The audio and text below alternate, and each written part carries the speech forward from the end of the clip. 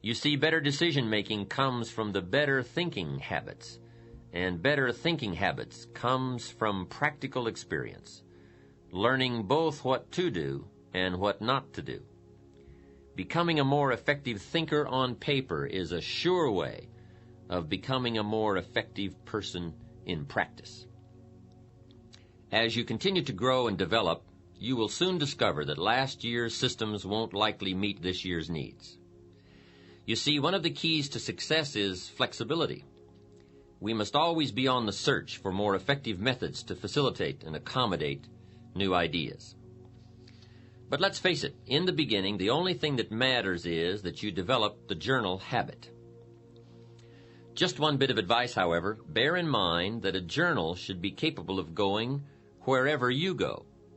A journal that requires more space than your briefcase permits, or more room than your desktop allows for you, more often than not, it will be left at home, gathering dust instead of thoughts, and cobwebs instead of observations. But let's get to the heart of the matter. Buying a journal is the easy part. The real challenge lies in filling it up.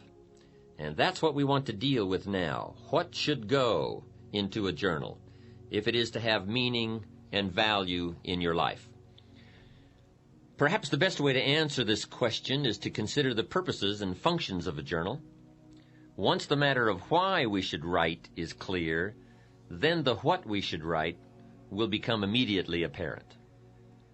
One of the unique characteristics of a journal is that it offers you an effective way to figure it all out. To figure out life, to figure out people, to figure out business dilemmas, and most important of all, to figure out yourself. There is something magical about writing down a problem. It is almost as though in the very act of writing what is wrong, you start to discover ways of making it right. Perhaps the source of this magic lies in the objective perspective that writing affords you. Even though you are describing your problem, your challenge, your life, your uncertainty, and your indecision, the fact that you are writing about it, as opposed to mentally pondering it, creates a space between you and the problem. It is within this space that solutions have room to grow. You see, writing about events and circumstances that occur helps you to clarify exactly what is happening. When we describe life to ourselves only in our minds, our imaginations tend to feed false or distorted information about how things are, positive or negative. When we describe a situation in writing, however, we become more factual, more accurate, and certainly more realistic. Then, as we reread what we have written, we create a new picture in our minds to replace the distorted picture we have been working with. And once we finally see things as they are, rather than as we think they are, we can then see our way clear to make them better. Write about a current dilemma you are facing. Perhaps it is a personal problem, a business matter, a family issue, or a financial problem. Whatever it is, take the time to capture it on paper the way it really is. But remember, writing out the problem is only the first step to creative problem solving and effective decision making. The next step is to carefully analyze what you have written. Here are some of the key things to look for. First, exaggerations or distortions of the truth. Are you really telling it like it is? Take another look. Perhaps your concern is making it seem worse than it is, or your enthusiasm is making it seem better than it is. Second, a tendency to blame circumstances or someone else for your problem instead of seeing yourself as the cause. You see, most of our difficulties are the result of either failing to do what we could have done or in doing in haste what we should never have done.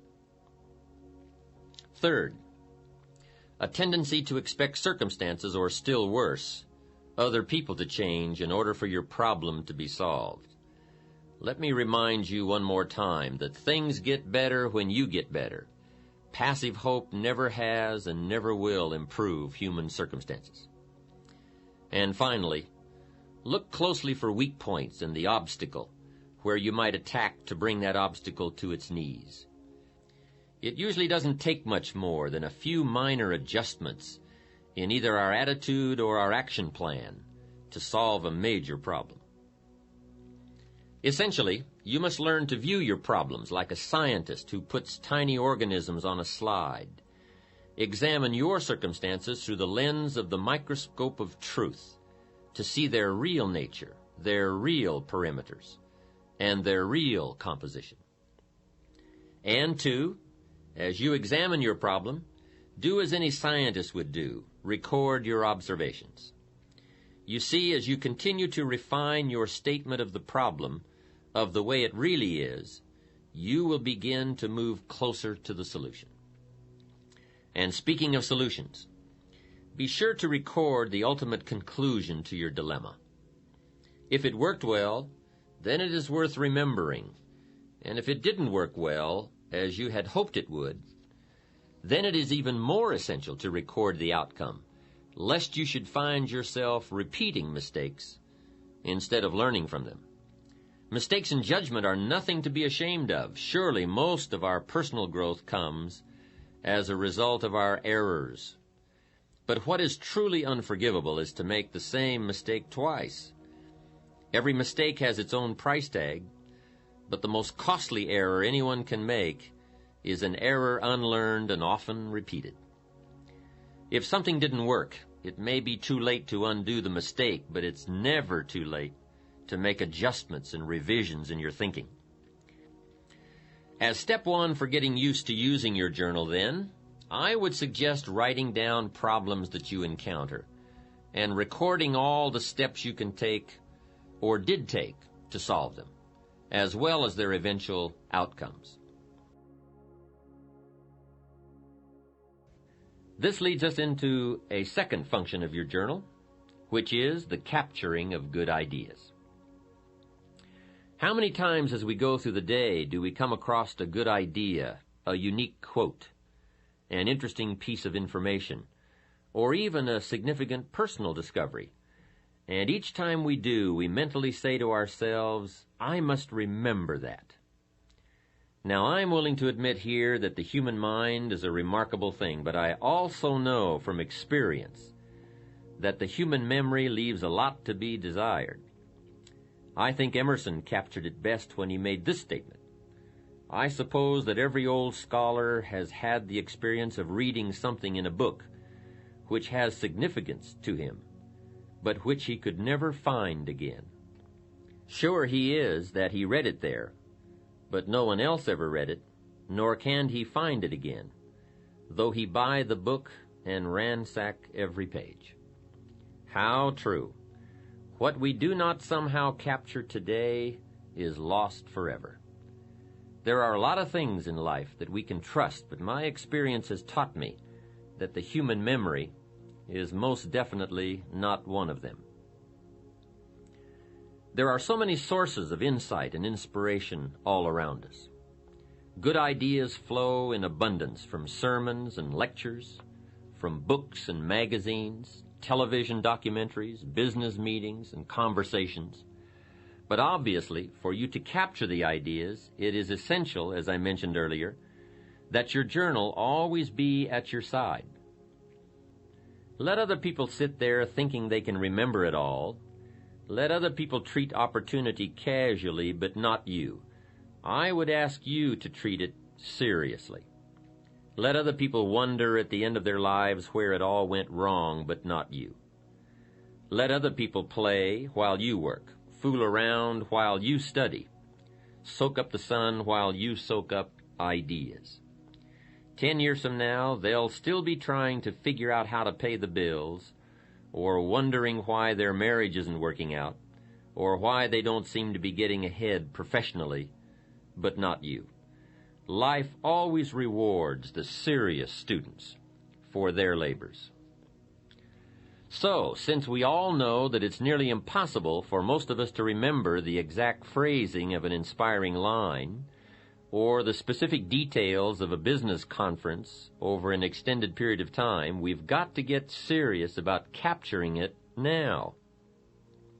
Generally, if we wait until the end of the day to describe events and happenings and conversations in our journals, the specific details have already escaped us. At best, we are left with scattered fragments, and it's hard to build an exciting future from mere bits and pieces of the past and present. So I would encourage you to get it all down as it comes your way. Financial ideas, personal development ideas, time management ideas, family ideas, business ideas. Everything you have the good fortune to come across. If an idea is worth listening to, worth reading, worth remembering, then it is also worth capturing in your journal. And there are many reasons for making the effort to capture good ideas, not the least of which is the fact that the simple act of writing something on paper helps to etch the idea more firmly in our conscious minds.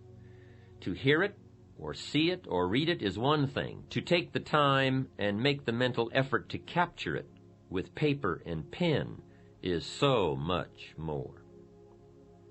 Second, every idea has its time and place.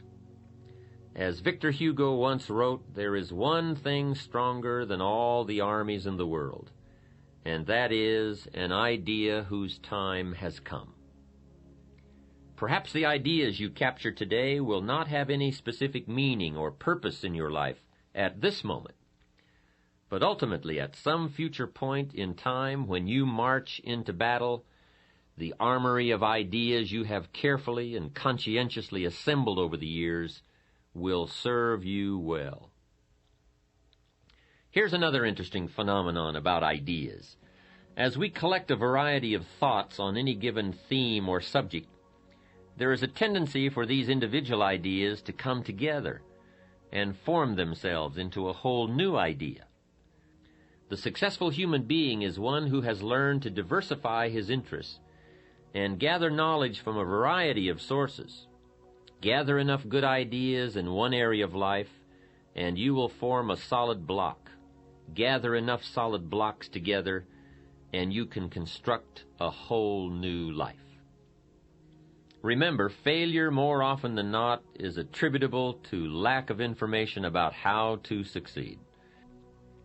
Next, by taking the time to capture and assemble information in our journals, we now have the added benefit of being able to review these ideas whenever we wish.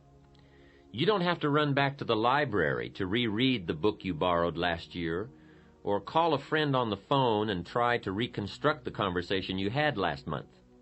If you've captured the essence of the conversation or the highlights of the book in your journal, it will always be there for you to refer to. And here is the key point.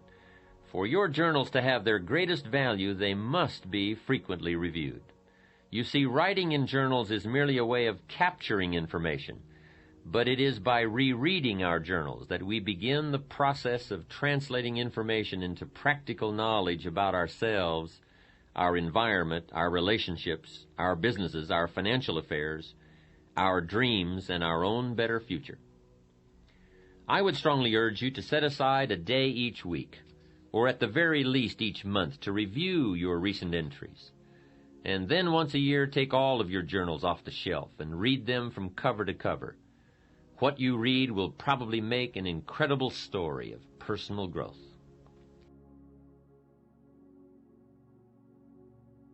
As you begin to develop the habit of writing down your problems, recording your observations, emotions, and reactions to life's events, you will undoubtedly find yourself both posing and responding to a whole new set of questions about your past, present, and future. Why did I say that? Why does he always make me feel that way? If I follow this course, where will I be 5 years from now? As you begin to both ask and answer yourself on paper, you will be amazed at the incredible leaps in personal understanding and self-awareness you will experience. And remember, any positive change which occurs within you will ultimately manifest itself in a positive result outside of you, in your social or professional world, your attitude, your bank account, your habits, and even your appearance. Writing in your journal is one of the best ways I know of to develop more effective communication skills. As you become better at describing life to yourself, you will find that you become better at describing yourself to life. Put into more practical terms, as you become better at saying what you really want and how you really feel to yourself, you will be able to better express yourself and your feelings to others, and in return, better able to understand what others are really feeling and really saying to you. You see, communicating with people our own age, or who have similar educational backgrounds, incomes, professions, or beliefs, is a relatively easy process. But what about the two people who are, to all outward appearances, radically different? A teenager and a 40-year-old father, a high school dropout and a college professor, a successful lawyer and an unemployed auto worker. Now the real challenges of communication begin to manifest themselves. But they are challenges that using a journal can help us overcome. You see, regardless of the differences in our outer worlds, inside human beings are all basically alike. We've all known sorrow, maybe not from the same event, but we've all experienced the emotion. We've all known the joy of achievement, perhaps in different circumstances, but certainly the same feeling. Regardless of our outward differences, those basic human needs and emotions will always provide a common ground or build a bridge for effective human communications. You see, by the time we have reached adulthood, most of us have experienced almost every aspect of the human drama in one form or another.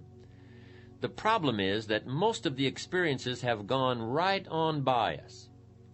We have never taken the time to capture them, to ponder them, to analyze how we felt at that time, how we responded to others while we were in those circumstances, or what our priorities and needs were during that period in our lives. Suppose, however, that you took the time to capture the events and happenings of your life on purpose with paper and pen, so that you always had a wealth of experiences from which to draw. Imagine now what an incredible impact this awareness could have on your life. How it could help to bridge the gap between you and your children, your clients, your associates, your neighbors. You see, if you will but take the time to capture how it is for you at any given point in your life, then you will always be in a position to relate to how it might be for someone else at this moment in their lives. Use your journal then as a textbook for life. Use it to capture the full range of human emotions that you continuously gather from your experiences. I promise you that if you will take just a little time to capture your experiences, the end result will more than repay you for the time you invest. Now here's another question frequently posed about using a journal. The question is, how often should I be writing? The answer to that is simple: as often as you wish and as often as you need. There are two extremes to avoid: never writing in your journal and constantly writing in your journal. In the first instance, you will be participating in life without capturing it, and in the latter case, you will be capturing life without participating in it. Life should be a delicate blend of both observation and action. It is often said that reality is the best beginning, and perhaps it might also be the best beginning for your journal. One of the first entries you will want to consider making is a complete account of how it is for you right at this moment in your life. What's got you turned on? What's got you turned off? How is it going at home, at work? Are you happy, frustrated, excited, perplexed, worried, doubtful, or any or all of the above? You may want to write a brief description of how it's going in each area of your life, and honestly tell it like it is. Perhaps in your writings you will uncover a particular void in your life that needs to be filled, or a major obstacle that must be tackled if things are to work out for you as you want them to. Use your journal to then chart out a course of action to eliminate whatever is standing between you and your better future. Examine your progress. Outline the steps you've taken or could still take. By the time you've dealt with these issues, your journal will have already become invaluable.